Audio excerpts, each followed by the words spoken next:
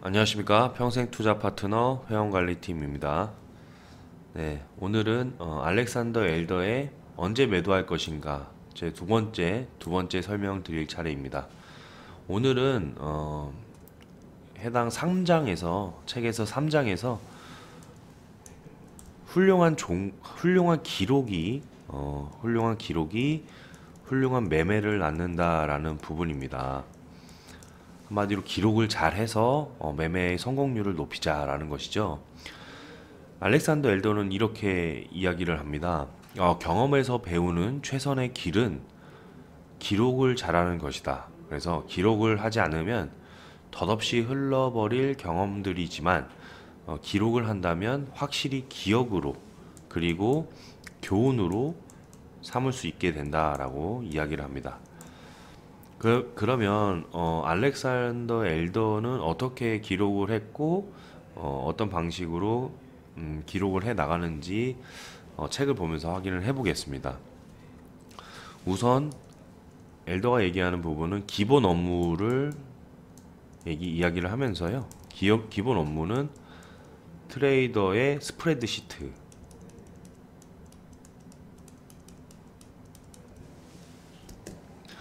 를 이야기합니다. 엘더는 트레이더들과 이야기를 나누다 보면 스프레드시트로 기록을 관리하는 사람들이 극소수라는 점에서 상당히 놀랐다라고 언급을 하는데요. 직접 스프레드시트를 활용하라고 강력하게 좀 권하고 있는 것 같습니다. 스프레드시트에 대한 내용은 좀 궁금하실 텐데 그래서 제가 자료 화면으로 스캔을 떠서 준비를 해봤습니다. 이렇게 스캔을 하다가 좀 윗부분이 깨졌는데요. 이 해당 부분은 엑셀 자료입니다. A부터 여기서는 X까지 나와 있는데요. 그 각각 A 부분에 무엇을 적어야 될지 이 부분에 대해서 설명을 쭉 나열하고 있습니다. 이 설명 부분을 다 읽어드릴 수는 없지만 진입가, 진입일 이렇게 해서 청산가, 청산일은 기본이고요. A 부분에는 이 종목을 어디서 접하게 됐는지 B 부분에 또 그렇죠. 정보통이나 어디 사이트, 온라인, 세미나 등등 해서 누가 고른 종목인지 기록을 해두는 겁니다. 그렇게 해서부터 아주 실적이 좋은 반면에 어떤 사람은 아주 영리해 보이는데도 고른 종목이 자주 손실로 이어진다. 이런 부분들에 대한 정보 기관을 추적을 하는 거죠. 그래서 그런 스프레드시트의 작성 부분을 또 책을 보시면서 좀 면밀하게 보시면 되겠고요. 두 번째 부분은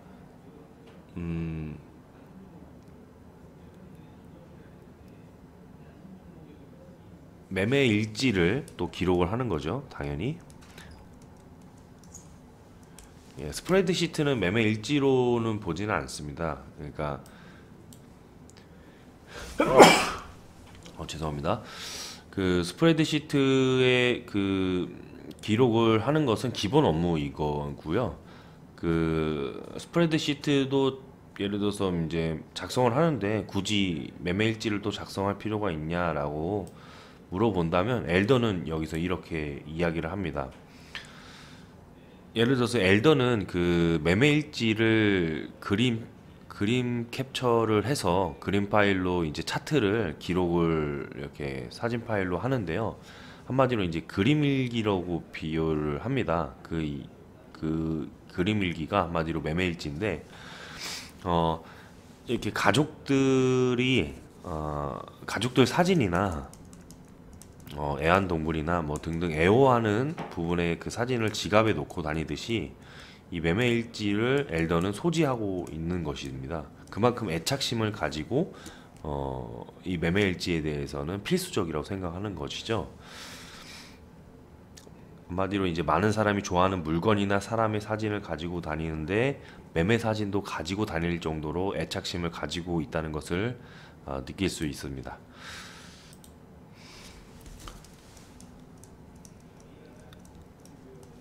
매매일지에서 가장 핵심적으로 파악을 해야 되는 것은 실수를 하되 반복을 하지 마라라는 것이고, 모험과 배움을 좋아하는 사람은 늘 실수를 한다라고 하는데, 엘더는 직접 이렇게 이야기를 합니다. 나는 직원을 뽑을 때 실수하기만을 기다리고 또 실수하기를 기대한다라고 오히려 이야기를 합니다. 그렇게 말할 정도로 실수를 한다는 것은 배우고 또 탐구하고 있다는 증거로 받아들이고, 하지만 같은 실수를 거듭한다는 것은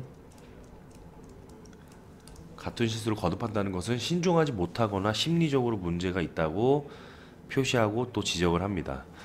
실수를 통해서 배우는 가장 좋은 방법은 이 매매 일지라는 것이죠.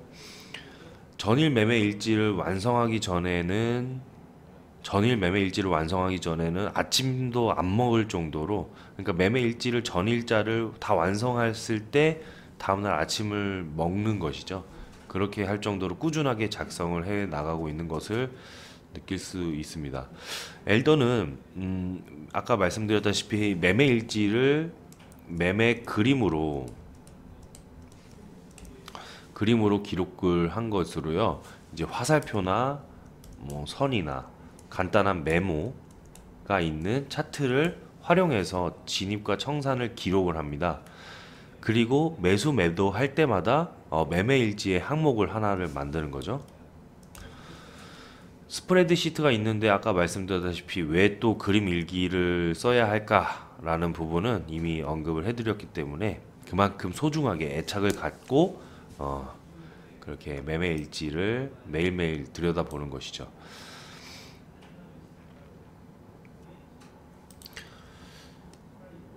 엘더는 매매 일지를 기록을 할 때 이와 같은 모습이 또 나와 있습니다. 책에서는 여기서도 좀 흐릿하게 좀 깨져 있는데요. 자료는 이렇게 차트를 그림 파일로 저장을 해서 메모를 입력을 하고요. 네. 그 다음에 이제 여러 지표들을 좀 표시를 해놨는데, 일단은 엘더는 스네그잇이라는 프로그램을 이용해서 차트를 촬영하고 이렇게 메모를 적는 것이죠. 그래서 이는 차트에 선을 긋고 또 글을 쓰고, 이거 부분들이 일지가 이제 복사하기 또 쉬워서요. 그렇게 활용을 하고 있고, 또 엘더는 이렇게 이 매매 일지를 총괄해서 기록을 하는 저장 공간이에요. 매매 일지를 기록하는 프로그램으로는 마이크로소프트의 아웃룩을 이용한다고 합니다. 이렇게 해서 일일 그 스케줄표처럼 이렇게 돼 있는 것도 있는데, 월간 그 아웃룩에서는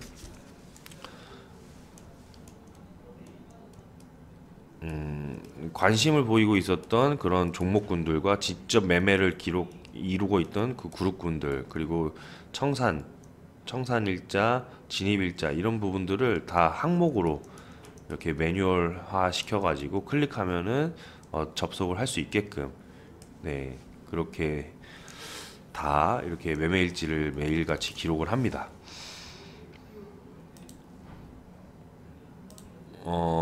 일단은 그러면 매매일지를 기록하는 그 방법을 한번 쭉 제가 한번 읽어 드릴게요. 네. 그것은 일단은 우선 그 알렉산더 엘더는 관심 종목이 있는 것, 그 부분을 이렇게 이야기를 합니다. 주식들을 검색을 하다가 관심이 가는 주식이 있으면 스프레드시트나 노트패드에 날짜, 그리고 티커, 그리고 비고사항, 이렇게 세 가지를 짤막하게 표시를 한다고 합니다. 그러니까 티커는 뭐 증권을 주식 호가판에 표시할 때 사용하는 약어이에요. 약어. 그래서 뭐 예를 들면 뭐 미국 시장에 있는 종목 중에 제너럴 일렉트릭은 G2로 표시한다라고 하는 거죠. 약어. 네. 이렇게 해서 표시를 해서 주식을 조사할 때 매매가 가능한 몇 종목을 추려낼 수 있다고 합니다. 그리고 후보군이 압축이 되면 유망한 종목들에 대한 실행 계획을 짜겠죠. 며칠 뒤에 매매하고 싶은 주식이 나타나면 앞서 언급한 일지와 동일한 포맷을 사용해 매매 계획을 세우고요. 스네그잇 이렇게 캡처하는 프로그램이죠. 그것을 이용해서 주봉 차트를 캡처하고 그리고 화살표와 선으로 신호들을 표시한 다음 메모를 적는다라고 합니다. 그러니까 화살표, 선, 비고상 뭐 이런 부분들은 이렇게 화살표나 뭐 선들 이렇게 확인이 가능하시죠. 네, 그 비고상을 적는 그리고 메모, 예, 비고상을 적는 차트를 복사해서 아웃룩 일정에 새로 만든 항목에 이렇게 붙여 넣는 것이죠. 제가 아까 보여드렸던 이렇게 기록을 해서 네, 이 아웃룩에 속에 저장을 이렇게 넣는 것이죠. 이 부분에 이 부분에서 이렇게 저장을 넣는다. 거래사 증권사 사이트로 가서 또 계획한 대로 주문을 하고요. 당연히 반드시 주문이 체결되는 즉시 경보를 보내도록 설정한다라고 하는데요.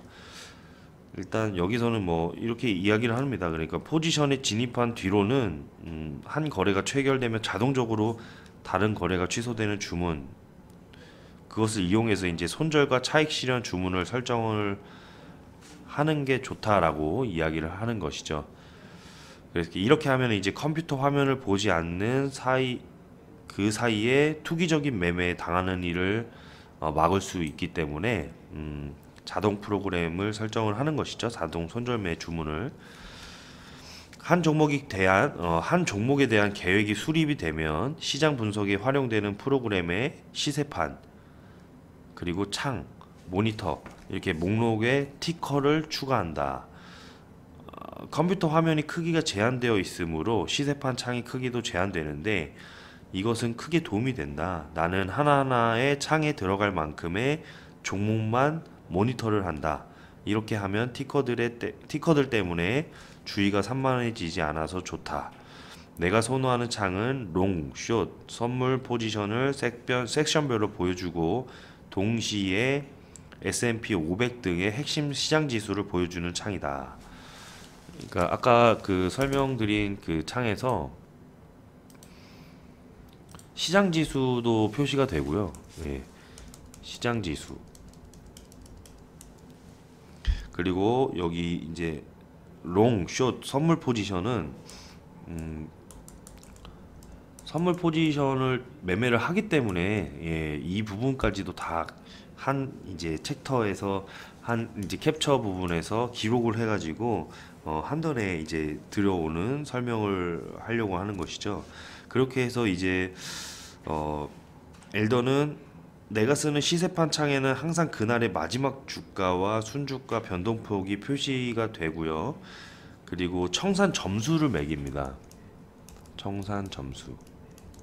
이 부분은 좀 이따가 청산 점수를 구하는 방식을 잠깐 소개를 드릴 텐데 우선 저희가 유한타증권에서 저희가 시장지수와 EPS의 흐름을 나타내는 지표의 흐름을 나타내는 그래프를 직접적으로 이제 주간 차트나 일간 차트에서 확인이 가능하게끔 이렇게 넣어드리는 그런 프로그램을 차트를 개발 중에 있습니다. 그래서 이렇게 한 번에 저희 유한타증권 차트를 보시고 한 번에 캡처를 하시면 이렇게 나와 있는 설명을 매매일지에 기록을 하실 수가 있을 겁니다.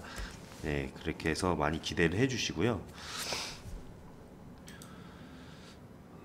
아까 그리고 실적 점수를 매기는 방법은 실적을 평가하고 점수를 매기지 않고 매매하는 사람은 스톱워치가 없는 달리기 선수와 같다고 비유를 합니다.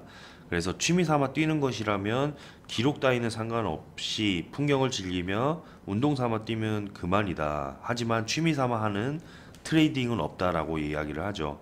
따라서 세 가지 차원에서 모든 매매의 점수를 매겨야 한다. 매수 점수, 매도 점수, 그리고 가장 중요한 총 매매 점수가 그것이다. 그래서 매매할 날에 가격대와 자신이 매도한 위치로 매매 수준을 측정을 한다라고 하는데요. 매수할 경우에 해당 일의 저점에 최대한 가깝게 매수하고 싶을 것이고, 매도할 경우에는 해당 일의 고점에 최대한 가깝게 매도하고 싶을 것이다 라고 이야기를 하면서, 그러니까 한마디로 매수할 때 그 점수와 매도 점수가 있는데, 매수할 때는 1일 만약에 캔들이라고 한다면 이 저점 부근에서 매수하고 싶을 것이고, 매도한다면 이 고점 부근에서 매도하고 싶을 것이다 라고 이야기를 하면서 점수를 매기는 방법에 이 계산 방식을 도입을 합니다. 그래서 매수 점수는 해당 일의 고점, 그리고 고점에서 빼고 해당 일의 저점 분의 해당 일의 고점에서 또 매수가를 뺀 가격으로 점수를 매깁니다.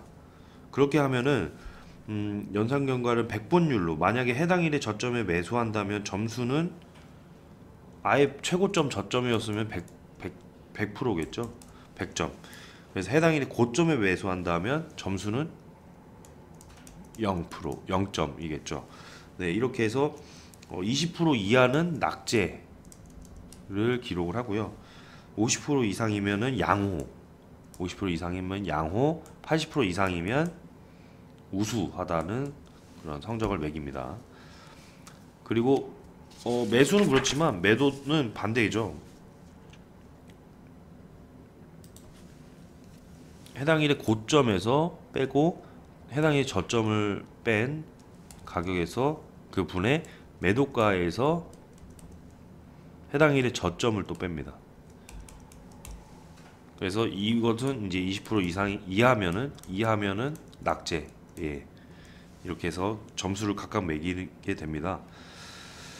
그렇게 해서 이제 일일이 매매의 일지를 기록을 하는 것, 그 일지를 또 기록을 해서 총 아웃라인의 아웃룩을 저장을 하는 그런 시스템까지 매일매일 그 기록을 해서 다음날 전일 그 기록지를 작성을 다 하지 못한다면 다음날에 식사를 안 할 정도로, 예, 그런 부분이 좀 인상 깊었고요. 이 되게 주석이 많았어요. 그래서 일일이 다 읽어드리는 것이 이제 시간적으로 물리적으로 좀 불가능하기 때문에 직접 하나씩 읽어보시면서 자신한테 와닿는 부분은 자기 걸로 소화를 또 시켰으면 좋겠습니다. 그렇게 해서 읽어보시고 또 약간은 좀 원시적이지만 획기적인 방법인 마그렛의 방식을 소개해 드리겠습니다. 마지막으로 마그렛의 방식을 컴퓨터에 쓰는 전자일지 외에도 별 기술 없이 계획된 매매를 추적할 수 있는 방법이다 라고 이야기를 하면서요, 차트를 살피다 보면 무르익기 시작한 기가 막힌 매매의 기회가 눈에 들어온다. 단지 아직 때가 이를 뿐이다. 그러면 이렇게 중얼거린다. 조금만 더 내려가서 지지선에 멈추면 그때 사야지. 그러니까 3주 뒤에 주식이 실제로 기대한 대로 움직였다라고 가정을 해보자. 이 계획을 기억할 확률이 과연 얼마나 될 것인가? 최상의 매매 기회는 서서히 다가온다. 최종적으로 매수 또는 공매도 주문을 하기 전에 퍼즐 조각 몇 개가 더 맞춰질 때까지 기다려야 한다라죠. 근데 어떻게 이제 발견을 계속 이제 모니터링을 해야 되는데 놓칠 수가 있기 때문에 이 마그렛의 방식을 사용을 하는 것입니다. 몇 년 전 나는 친구 마그렛이 활용하는 시스템을 차용했다.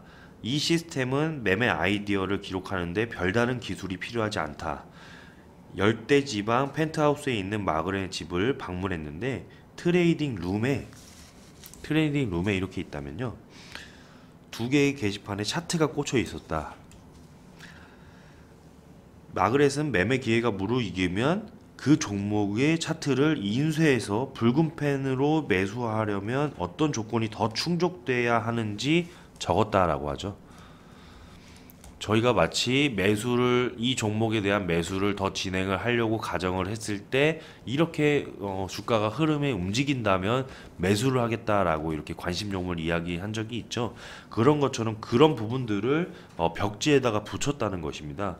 마그렛의 방식은 그렇게 해서 벽지에 붙여서 이미 다 붉은색 펜으로 매수하려면 어떤 조건이 충족돼야 되는지를 적은 상태에 차트를 붙여놓고 게시판에 꽂아놨다. 책상으로 걸어갈 때마다 마그렛의 눈에는 손으로 주가가 그러니까 마그렛의 눈에는 손으로 주가 방향 신호들을 그려놓은 차트들이 보였다.